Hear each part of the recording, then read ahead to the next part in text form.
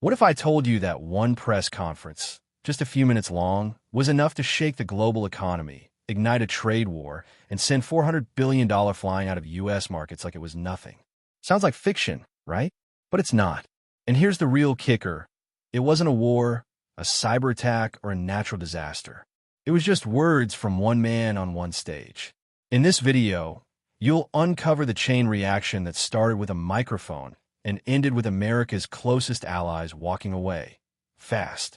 You'll see how a simple political move unraveled decades of trust, crushed consumer confidence, and triggered a retaliation wave the U.S. didn't see coming. And yes, it's still happening right now. So buckle up, because what you're about to discover could change the way you look at global power forever. It was supposed to be just another market day, until it wasn't. Out of nowhere, the Dow nosedived over 720 points, and the Nasdaq crumbled nearly 500. It wasn't just numbers on a screen. It was a shockwave tearing through Wall Street, echoing in everyday lives. The scent of recession was back in the air, thick and undeniable. Tariffs, once brushed off as strategic tools, were now landmines on the global finance battlefield. People weren't just losing money, they were losing confidence. Inflation wouldn't budge, and consumer trust hit the floor, dragging investment down with it. Behind the scenes, whispers of protectionism grew louder, turning into headlines. What once seemed like strong-handed policy now looked like reckless trade war maneuvering. And in geopolitics, nothing screams instability louder than sudden financial chaos. But here's the kicker. This crash wasn't triggered by war, or disaster, or tech failure. It started with a speech. Yep, just a press conference meant to calm nerves, and it did the opposite. As the camera rolled, what unfolded next was pure pandemonium. And if you think markets got spooked, wait till you hear how allies responded. Back into Next Pointing Right if you're enjoying this insight. Hit that like button and subscribe to the channel for more real talk on global power shifts. You ever see someone try to put out a fire and end up throwing gasoline on it? That's exactly what happened at Trump's press conference. Meant to be a calm, confident moment of reassurance, it spiraled into chaos when he casually floated the idea of a third term. That one comment sent constitutional alarms blaring, and the public trust plummeted even faster than the markets. It wasn't bold, it was blunder. The press, already skeptical, pressed harder. Questions turned heated, and answers turned vague. Every time the White House dodged specifics, it looked less like strategy and more like confusion. The American people didn't see leadership, they saw power play. Protectionism wasn't just a policy anymore. It was a mask for uncertainty and, to many, insecurity. As the press conference dragged on, so did the doubt. And doubt in geopolitics? That's the first domino. Because while the U.S. was floundering in PR disasters, foreign allies were quietly making moves. Moves that would signal a much deeper shift, one you're about to see unfold. Imagine lending money to someone who starts ripping up the rulebook. That's how America's allies began to feel. In just 90 days, nations yanked out jaw-dropping $390 billion from U.S. bonds. Countries like India and Norway didn't just flinch. They bolted, each pulling around $35 billion. That's not portfolio balancing. That's a retreat. And the reason? The growing fear that the U.S. was no longer a stable, reliable economic partner. Tariffs were flying, protectionism was rising, and the trade war showed no signs of cooling. These weren't fringe nations making bold bets. They were foundational allies hedging against uncertainty. De-dollarization suddenly sounded less like theory and more like preparation. When the world starts pulling out of your economy, that's not politics, it's survival. The financial system depends on trust, and that trust was evaporating in real time. But allies weren't just pulling money. They were preparing countermoves, and soon, they'd strike back. If you're learning something new, don't forget to like, comment, and hit subscribe. This is just getting started.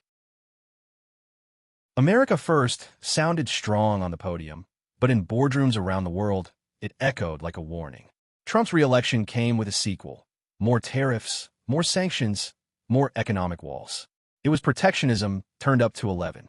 The world remembered the first round, and they weren't sticking around for the encore. Retaliation came fast. China raised tariffs on soybeans and pork. The EU targeted U.S. staples like motorcycles and whiskey. Canada? Oh, they were just getting warmed up. This wasn't just a trade war anymore. It was a global uprising against unpredictability. Tariffs were no longer tools, they became weapons. And in every corner of the globe, nations asked the same question. Is it time to move on from the dollar? That question alone sent chills down Wall Street. The idea of de-dollarization, once fringe, now had momentum. And no country embodied that shift more than the one just north of the border. Canada has always been seen as America's polite, loyal neighbor. But in 2025, it finally said enough. Instead of visiting Washington, Prime Minister Mark Carney flew straight to Paris. Symbolic? Absolutely. Strategic? Without a doubt. Canada wasn't just pivoting, it was breaking up. The CETA deal with Europe was proof. Trade between Canada and the EU soared over 50% in 6 years, while U.S. relations hit rock bottom. With retaliatory tariffs on $21 billion in American goods, Canada proved it wouldn't just take punches, it could throw them too. This was economic retaliation with surgical precision. But it wasn't just about trade. Canada joined Europe's military alliance, deepened its intelligence ties, and sent a clear message: we're not waiting around. And just when America thought it had seen the worst, came the wine war. Let's talk grapes and geopolitics. Trump's bold threat to slap a 200% tariff on European wines wasn't just a policy. It was a provocation. French champagne, Italian reds, Spanish whites, all suddenly at risk of vanishing from U.S. shelves. That's not just culture. That's billion-dollar commerce. The EU didn't take it lying down. Retaliation was swift, and European leaders stood firm. De-dollarization picked up steam as nations looked to protect their wine markets and trade routes. Meanwhile, U.S. wine producers saw a golden opportunity. Less competition meant more market share. But while America poured another glass, Europe raised its defenses. Trade war wasn't just on spreadsheets. It was now at the dinner table. And back in the U.S., the people were starting to feel it, not just in their wallets, but in their way of life. You can't wage a trade war without hitting home. American farmers watched exports crumble. Car manufacturers saw prices for parts skyrocket. Suddenly, a new SUV cost up to $3,000 more. And that was just the start. The blowback hit hardest in states like Michigan, Ohio, and Indiana. These weren't policy debates in D.C. They were real jobs, real people, real families. Protectionism, sold as patriotic, was now squeezing the middle class.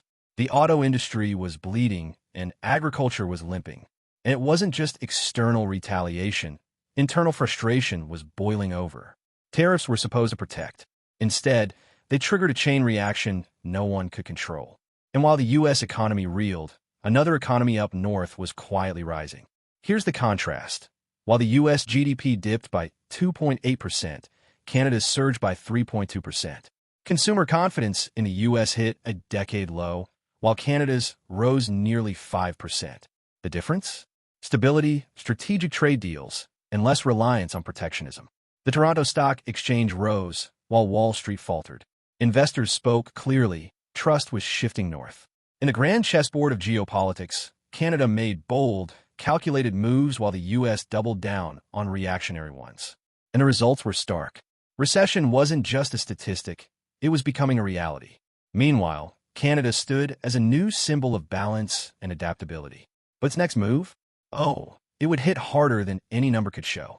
Anger turned into action.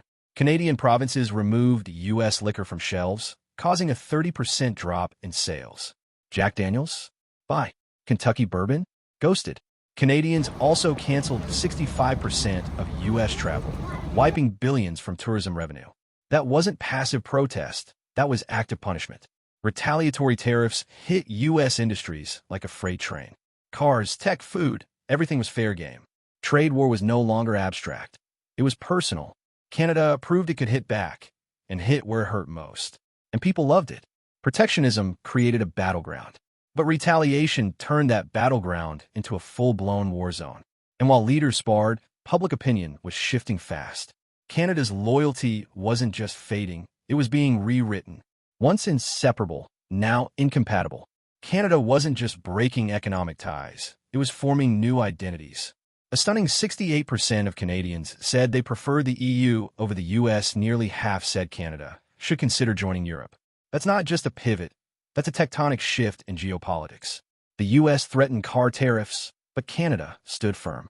The more Washington pressured, the more Ottawa resisted. It wasn't fear, it was freedom. Trade war became a symbol of resistance, and Canadians rallied behind it. For decades, the U.S. held a grip on North American leadership. Now that grip is slipping. And the real question is, what comes next?